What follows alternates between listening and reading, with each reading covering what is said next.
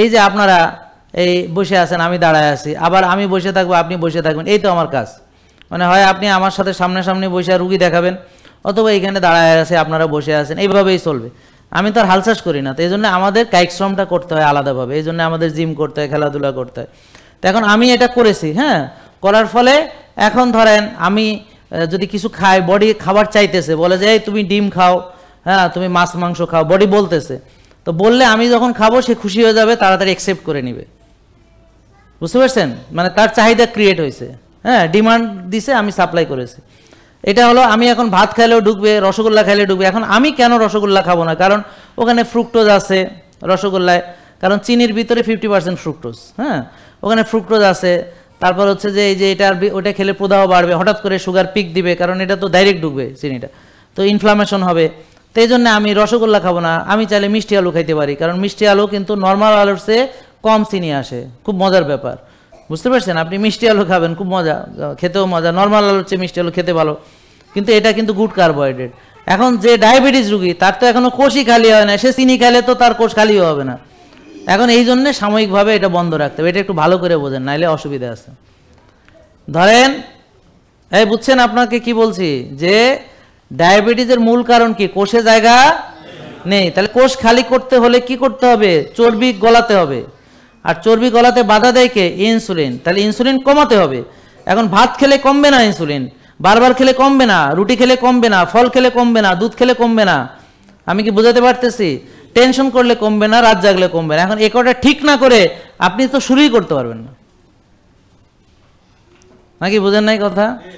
এখন অ্যালার্জির মূল কারণ কি? অ্যালার্জির মূল কারণ সব কিছু, খাওয়া দাওয়া, চলাফেরা, ঘুম, মানসিক প্রশান্তি ইত্যাদি, এভরিথিং অ্যালার্জির মূল কারণ। ডায়াবেটিসের মূল কারণ সব কিছু, আপনার জীবনের প্রতিটা জিনিস, চিন্তা কি করেন সেটাও ডায়াবেটিসের জন্য দায়ী, আপনার চিন্তাটাও ডায়াবেটিসের জন্য দায়ী।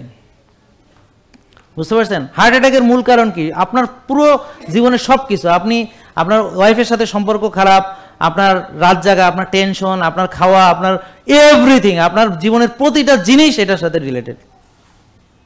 এইটা যতক্ষণ না বুঝবেন ততদিন আপনাদের কপালে সুস্থতা নাই।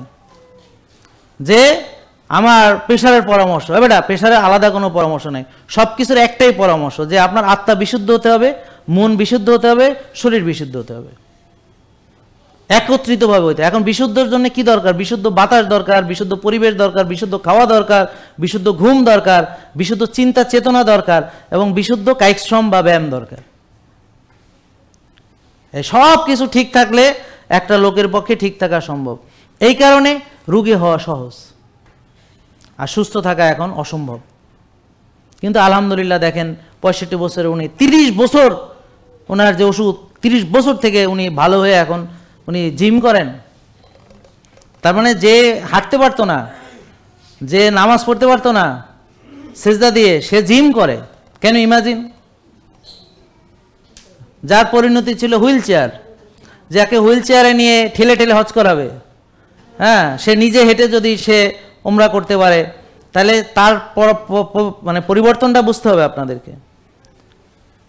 এখন আপনারা পারবেন তখন যখন আপনার মাইন্ডসেট এইভাবে চিন্তা করবেন যে আমার চিন্তা চেতনা, খাওয়া দাওয়া, ঘুম, ব্যায়াম সব কিছুর সাথে আমার সুস্থতা বা আমাকে রুগী বানানো এটা একত্রিতভাবে সম্পর্কিত।